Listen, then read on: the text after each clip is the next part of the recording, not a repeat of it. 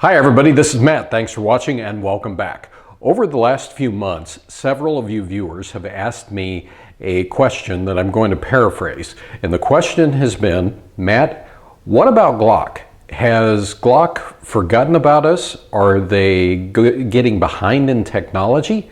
Because we have all of these other really cool guns that are coming up that are available. They've got all these unique features. So what do you think? Has Glock actually just forgotten about us as consumers? Well, I thought about it for a while, and to be honest with you, I'd have to say no. Glock has not forgotten about us. And I wanted to throw something into the discussion that I've never heard anybody articulate on the internet before. So first and foremost, you look at a Glock is a Glock is a Glock, right? So here is a Glock 19, here is a Glock 43. They look basically the same. Well, that's because of the design, that's because of brand recognition. So the original Glocks looked pretty much like this, and they have the different numbers like the Glock 17, the 19, the 43, which is based upon their patent number. So as a company, Glock or Smith & Wesson or Sig Sauer or anybody else is going to have to protect their patent, their brand, and their designs. So what about Glock? Well, for me, when I look at a Glock, they're very useful. The Glock 19 for me is just an excellent pistol. I can shoot really well with it. It is great for concealed carry, but also the thing that Glocks have going for them is the accessory market. You can get new sights, new slides, new barrels, new triggers, new magazine releases. Basically, a majority of the components are available in aftermarket parts.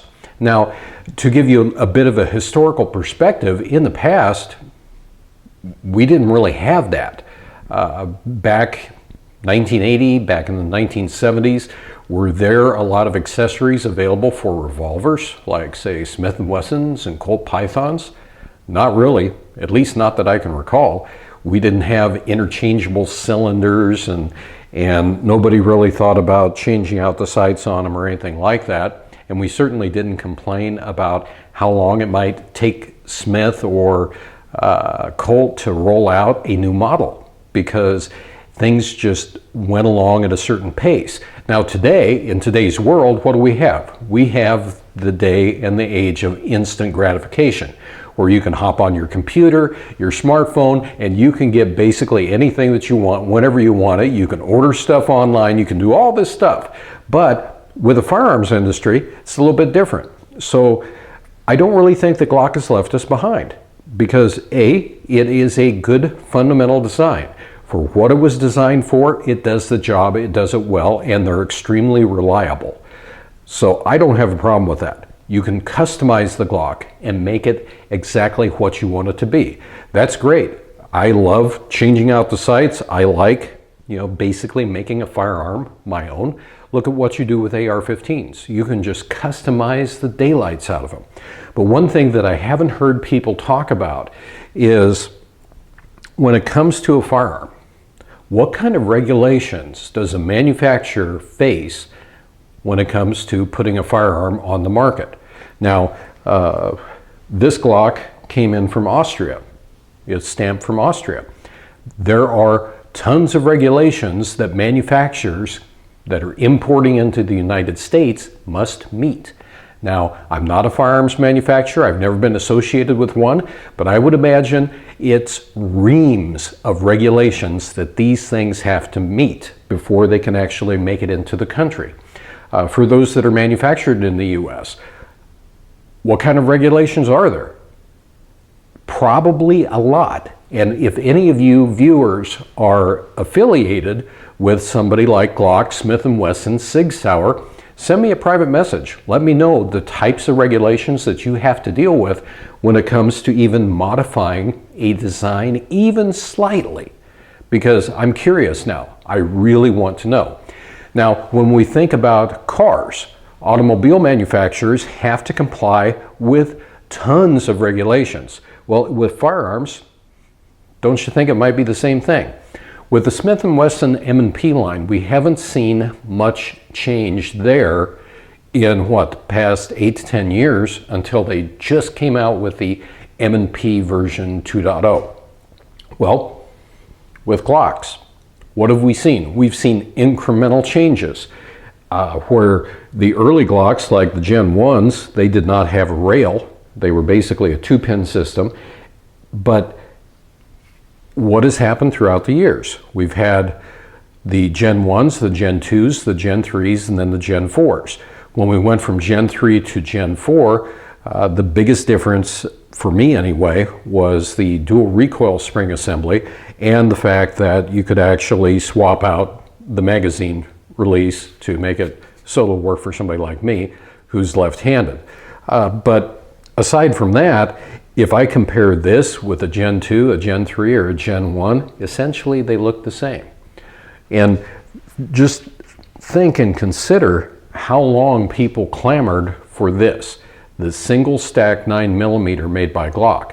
It took them a long time to get it to market, right?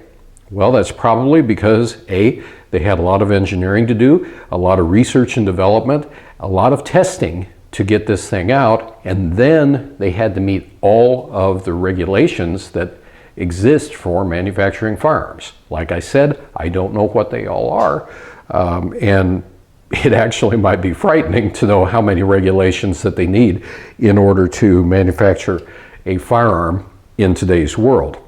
But just consider that. I'm sure that in the future, when Glock comes out with a new generation of whatever, that there are going to be some fundamental differences. But do I expect the next generation Glock to look a whole lot different than this? Not really.